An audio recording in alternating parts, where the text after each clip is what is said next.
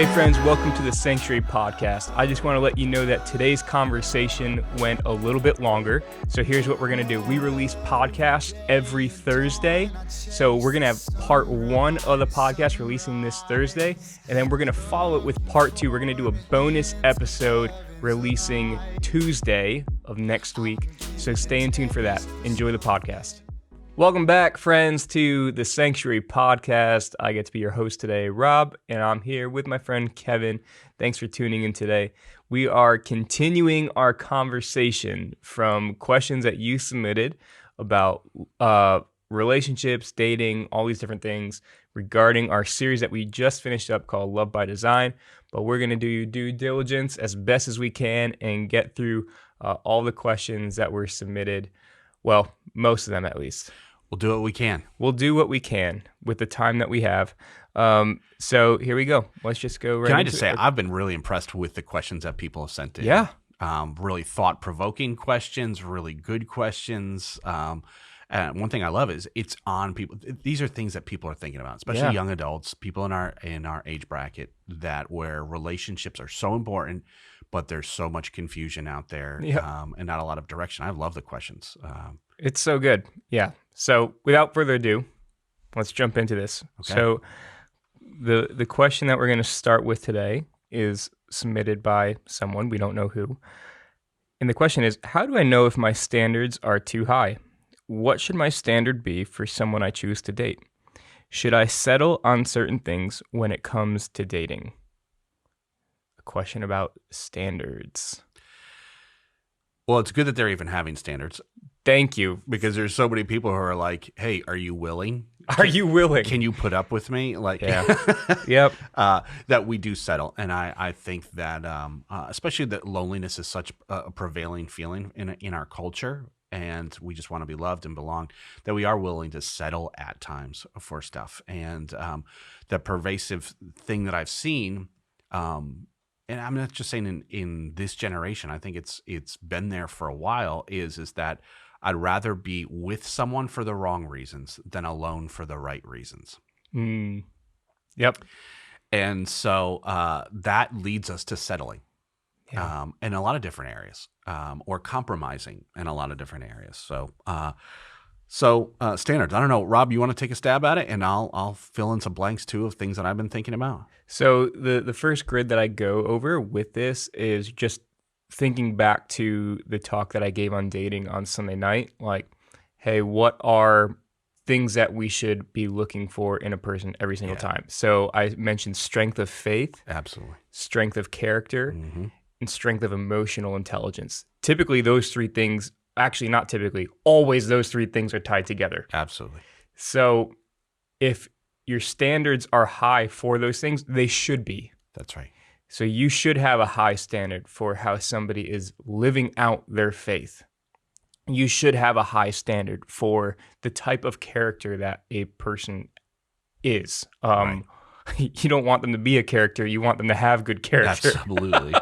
And then strength of emotional intelligence as well, which we talked about, self-awareness. Anyway, you can hear the details on what I meant by each of those things in the talk I gave on dating a few weeks ago.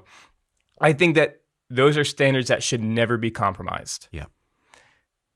If it's some other things, like if it's like he or she likes different types of movies or sports teams, like, okay, I'll say this. If Hannah was a Yankee and Dallas Cowboys fan, I probably wouldn't have given her the time of day.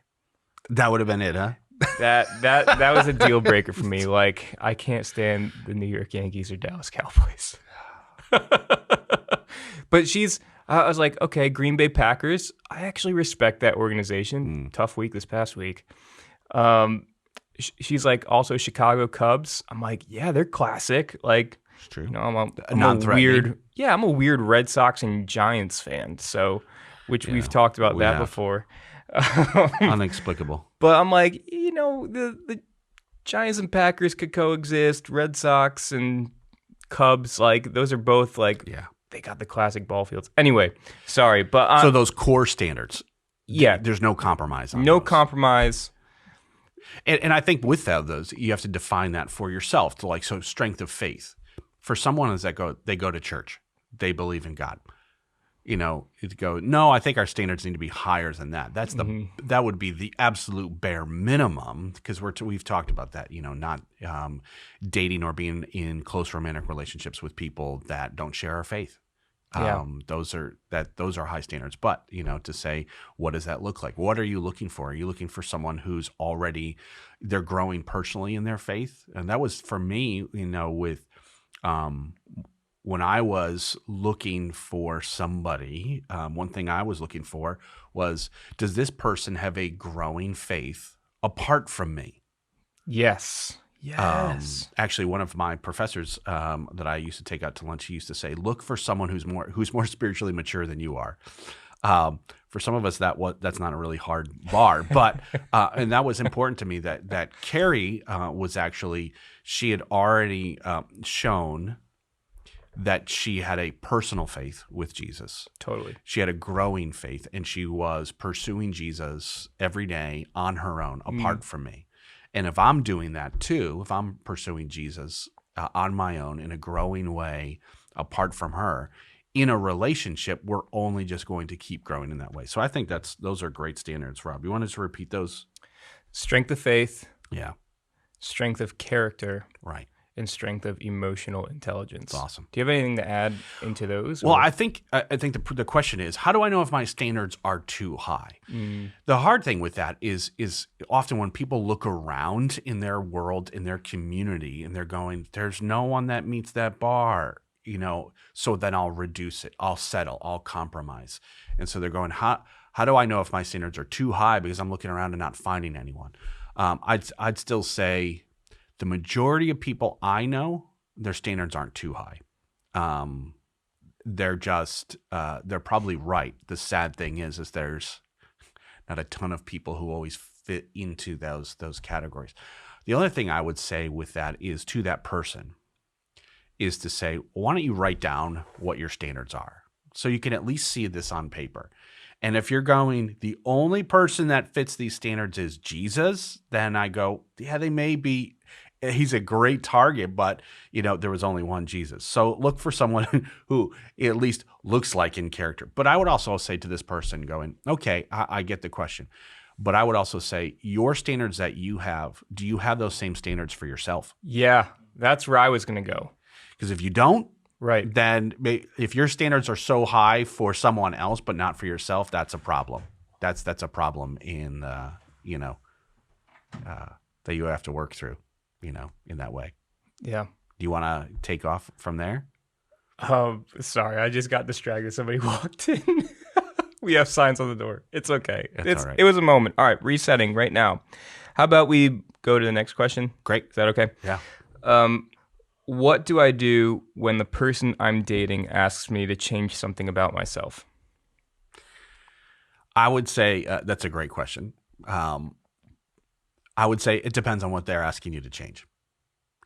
If they are asking you to change, like, sports teams, that all depends on how important they are to you. If they're asking you to, it just depends on what they're asking you to change. If it's something that's like, it doesn't really matter, it's just a matter of preference, to say like, hey, can, I don't know, but if it's something that they're asking you to change a core part of who you are, it may be unfair or it may not be. So if someone's saying like, hey, I'm dating someone who's playing video games way too much, they're borderline addiction, or full on, addicted to it. It's becoming an unhealthy part of who they are.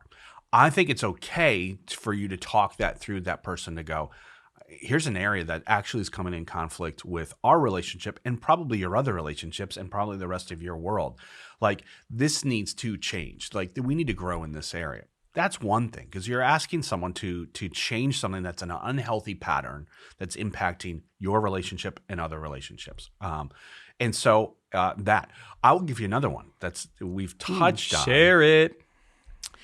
If you're in a serious dating relationship that's probably leading towards a marriage, and someone noticed, like the person you're dating is noticing that your spending habits, or you're in credit card debt, or Mm, you're in and they're saying like, this needs to change. If this is an unhealthy thing that's going to impact you, your relationship, and future relationship, yeah. I think it's okay to at least bring it up and recognize that this is an issue that we're going to have to work on. You have to decide whether this is a make it or break it issue. Is this something that, and if this person's going, no, I'm unwilling to change. This is who I am. These are my spending habits. These are, that person is actually saying, no, this is who I am. I'm going to, share my debt with you, share my poor financial experiences with you, and actually probably drag you into that as well. I think it's okay to ask that to change, and it's okay for you to say, no, this is a deal breaker. Hmm. I don't want a lifetime of poor spending or savings habits to impact. This is a make it or break it thing for me. That's one thing. But if it's just like, if it's asking someone to change their morality based on faith, like, in obedience, it's in disobedience to Jesus, that's a no-brainer. Yeah. But Yep. I don't know if you want to add to that. No, that's great. If it's in disobedience to what Jesus says, then yeah, you shouldn't be asking someone to change something that Jesus isn't asking you to change. Maybe Jesus is even saying the opposite: stay faithful in this, Yeah. according to his word.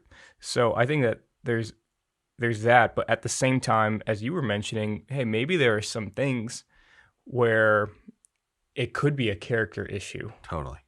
And because nobody's going to have perfect character. There's always flaws in any and every human being. And maybe the person is asking you to change so that you become more like Jesus in this area. And Absolutely. I'm like, hey, that's probably a positive thing. It could be a little bit painful, but that in me, that's a win. Because even if you're not in a dating relationship or in a future marriage relationship with this person, that's still helping you win along the way. Right. Where it helps you out for success with other relationships in general, not just romantic ones, and just who you are as a person too. So that's again, some of these questions, it's like, we don't really know what you meant by that. Exactly.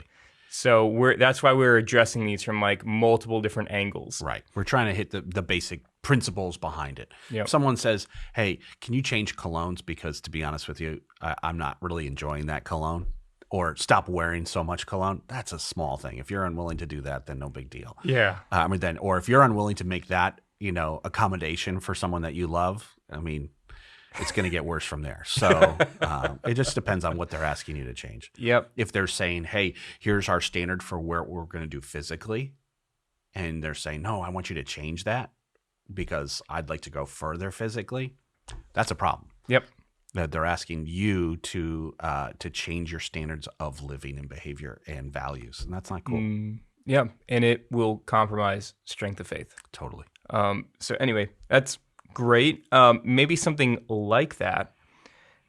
This next question is, what are possible red flags in dating that I should be aware of? Yeah. This list may be long and may go back to the question of, are standards too high? Yeah, I grouped these together because they're all kind of a little bit similar tone, but I think you had some good thoughts on this when we were talking earlier. Yeah, I think when you're observing someone, their life, it's easy when you're really liking a person / loving a person. It's really easy in a good way to have blind spots to their behaviors, and then you've got yellow flags and red flags that you're ignoring. Sometimes you're living in denial. So sometimes having a process to go, what am I looking for, to see if those things are there. I'd say look for patterns of life with them. Past behavior is the best indicator for future behavior. Look for patterns. I would say look for red flags of going, they treat you really well. How do they treat other people? How do they treat friends? When they're with their friends, how do they act around their friends? What's their communication style with their friends, their peers?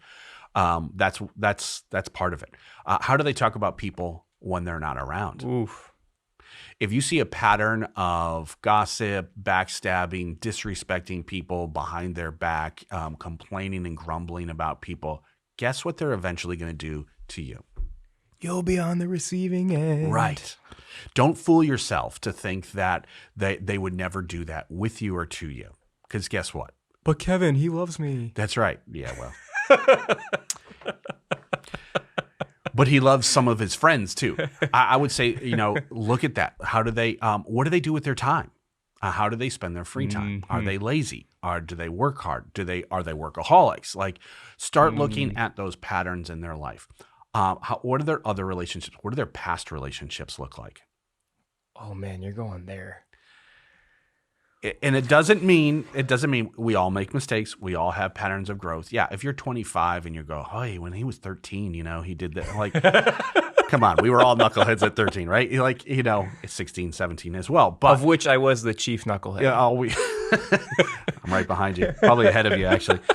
But also look at, like, do they learn from past mistakes?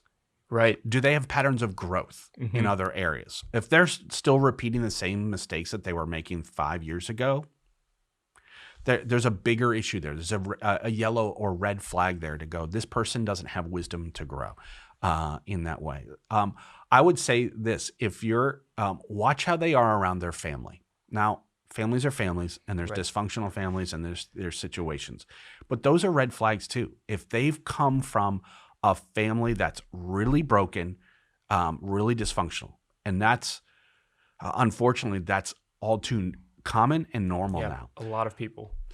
But if you're just going to ignore that to go, well, they're not like their family.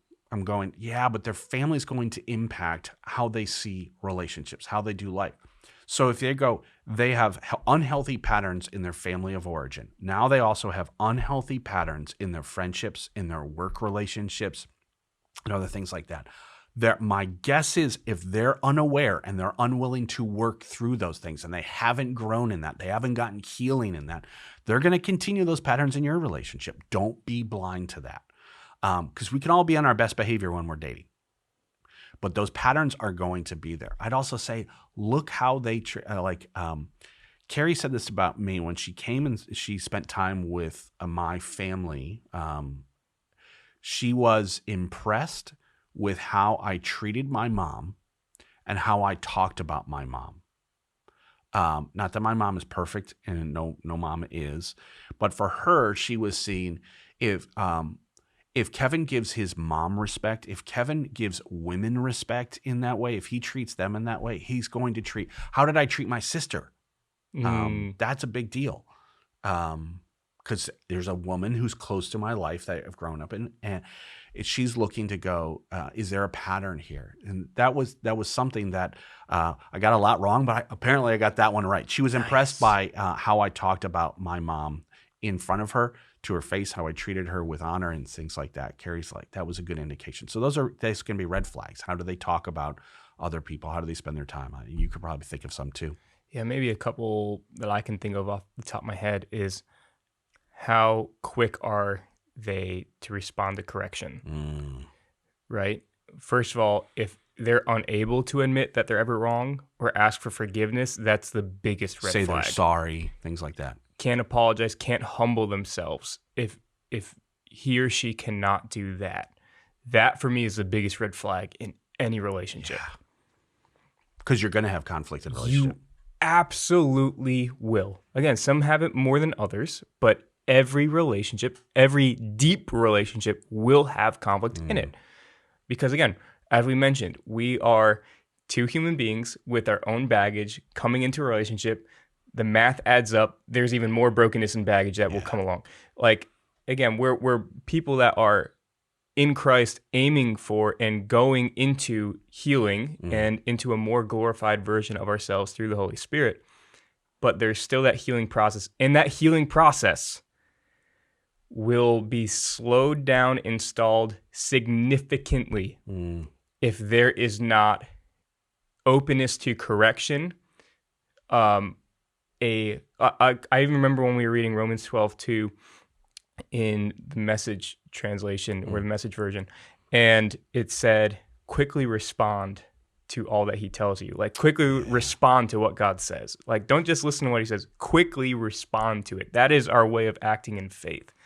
So if there is not an openness to forgiveness, humbling ourselves, etc. Like there's going to be that's going to be a long and painful relationship. Mm.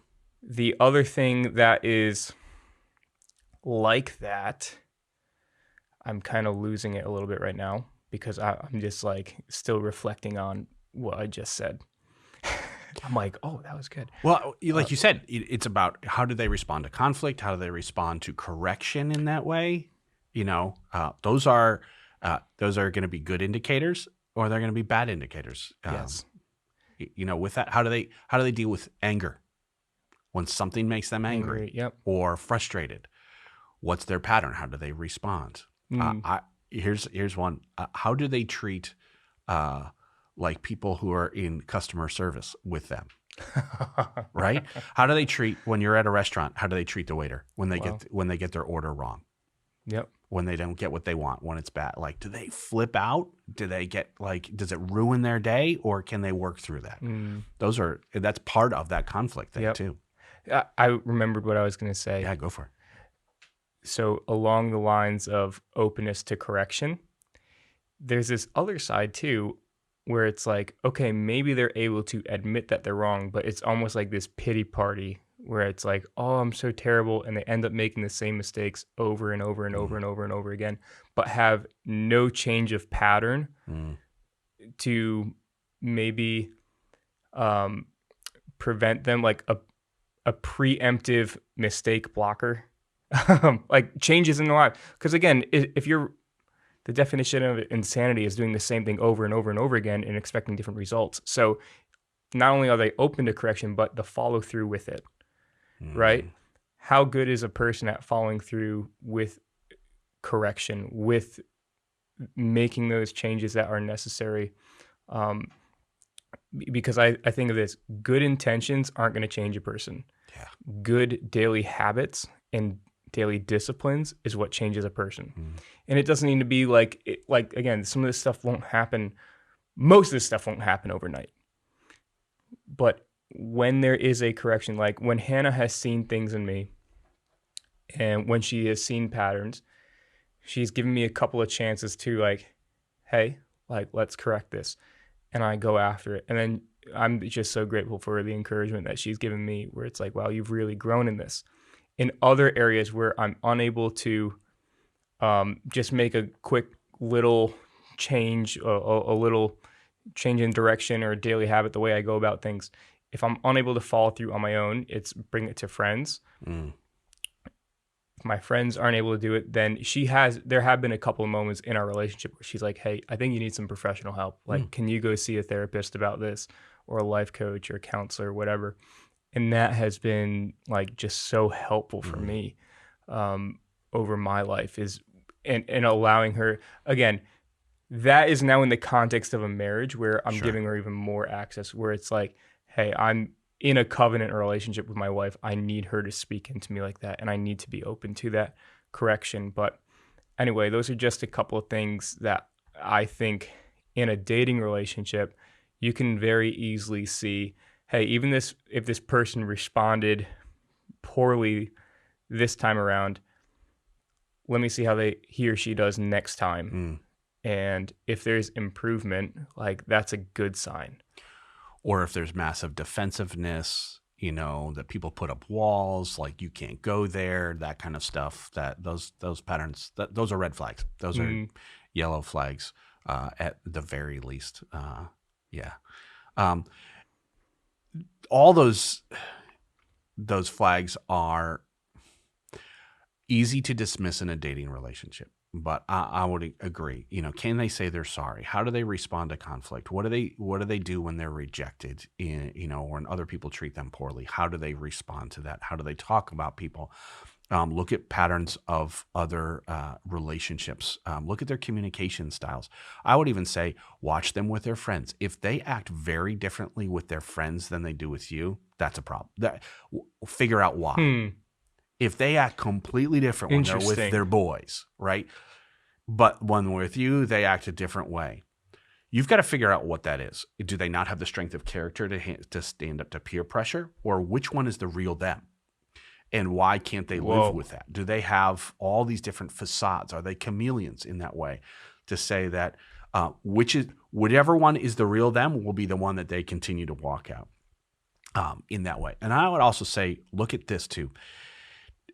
Is there drama in their life? And, do they have drama? Different than, is the person dramatic? Because I can be quite the character when it comes to the dramatization. Yeah, exactly. Yeah, that's just a personality thing. Like, I love that's your passion, Rob. Oh, man. I'm so over the top. Yeah, if they've got like extra, no, I love it. Yeah. That's one of the things we love about you, Rob. That's true. I know. You're Bring a little passionate. oomph.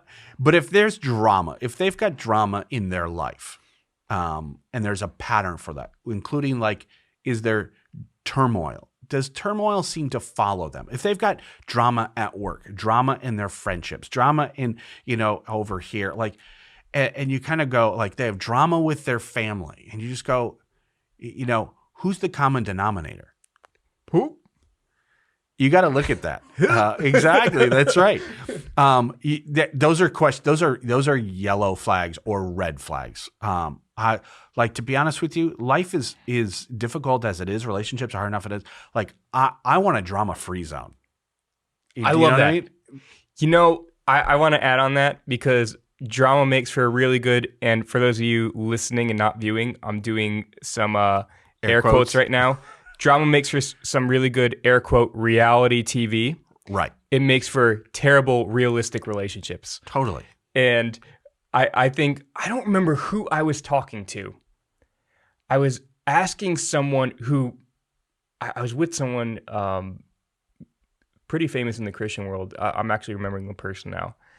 And written books that probably most of us have read, but even more than the books that this person has written, he has a marriage for decades that I adore. And I said, what's your goal for marriage this year? They're like 40 years in.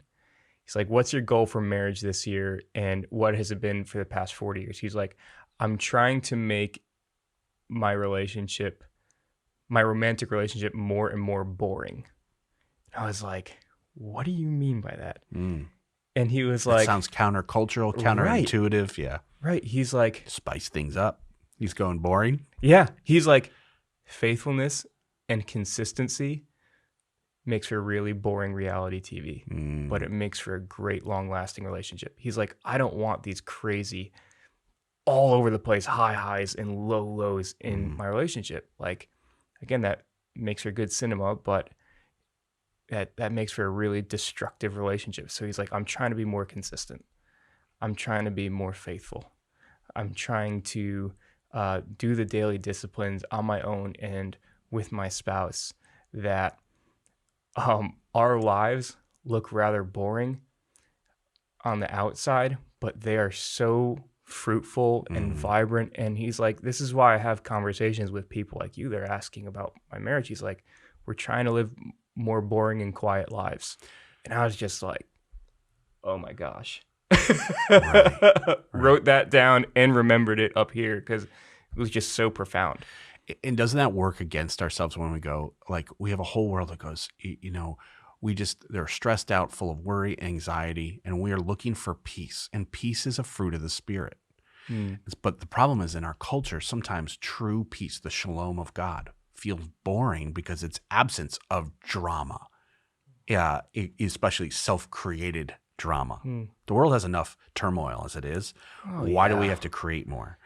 So I would say look for that in a relationship. Like if this person or you, if drama seems to follow you everywhere you go, there may be a problem here. Like it may be you. You may be causing the turmoil. What are you doing within that? Let's ask one more question with red flags or yellow flags. Go ahead. How do they respond to authority? Oh, yes. That's a huge one. Dude. How do they respond to authority? And how do they talk about authority? How do they, even if it's at work, if they're always complaining about their bosses, and listen, all of us have had bosses with issues, right? But if they do that, if they come into a church community and they're always talking poorly about their leaders, if they're always that I'm going to tell you that will be an issue in your married life in some level. If someone doesn't have the humility or to serve people in authority in their life, because we all have people in authority in their life. If they can't take instruction, if they can't show honor to people in authority, even in disagreement, that doesn't mean we become robots. That it's to go, how do we speak truth to power? And is it with love? Is it with honor? Is it with humility? Or is it the know-it-all spirit that will look like rebellion at some point? I'm telling you right now, my experiences that will impact every area of life, including how you raise kids. Yes, absolutely. That's where my mind was going too. So keep going on that. Well, you can't expect your kids to give you respect and honor as moms and dads if you don't give respect to people in authority in your life. That's a huge one. If you talk bad about your mom and dad in front of your kids, don't be surprised when your kids talk bad about you, possibly to your face, or behind your back. If you're speaking really poorly of your bosses, of other people in your life, don't be surprised when your kids then speak poorly of their teachers, of their principals, of their small group leaders at youth group. Like there's a pattern there, and you're establishing it. But also that starts in a dating relationship. In that way, if they're have a problem, and we all struggle with authority in our lives, but if they're that's a huge red flag. And I'm telling you, it's in our culture, our relationship with how we speak about people in authority and completely trash them to their face, privately, behind their backs, on social media. That's a whole nother podcast. That's a whole nother talk we can talk. But that is a real issue that I've seen in their life. Yeah, for sure. Yeah, and anyway, I don't want to give away a series coming up after this other one that's coming up, but we will definitely go there. Yeah. Be patient. But I think with that as well, in the Christian world, an easy way to see how good they are at responding to authority also has to do with if a person is church hopping all the time, they probably don't have, actually, I will tell you this, if they are church hopping, I'm going to go to this church for the music, I'm going to go to this church for the message, I'm going to go to this church for the community. Like, if you're hopping all over the place, you're not including with young adults, I'm going to this church because they've got, the better looking girls over here and, the message over here. That's a whole nother thing. Red flag, keep going, Rob. That's just another list. You're calling it as it is. I am, man. But I think with church hopping, that is a clear indication on they cannot be committed to a community, or even more, under authority. They are not covering themselves under the authority of who God has placed to oversee that church. And I've also noticed with some people too, when they start church hopping because, hey, maybe the person who's overseeing that church wants to speak into their lives and bring some correction into it. And they're like, I don't want you doing that. I'm leaving. Again, that's a response to authority. Like, are they backing out when things get tough? Are they, because I will tell you that in your relationship, and if you're about to start dating this person, when things get tough, guess what's probably going to go happen? I'm going to just go find someone else. I'm going to back out of this relationship.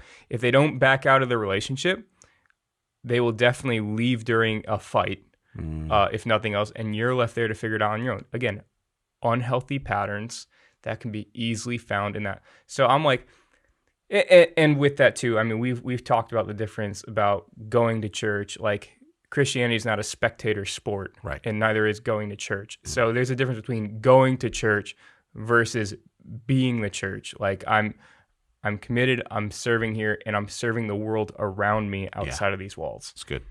That's good. And I will say that's another thing real quick. Red flag. If they are unable to serve people without a selfish agenda, that's going to impact your relationship. Yep. Along the way too. How are they at serving people? I think one thing that you brought up too, like commitments. Are they faithful to things? Can they keep their word? Do they show up on time? Do they follow through with things? You know, those are some yellow flags that we often ignore when we're dating. Yep.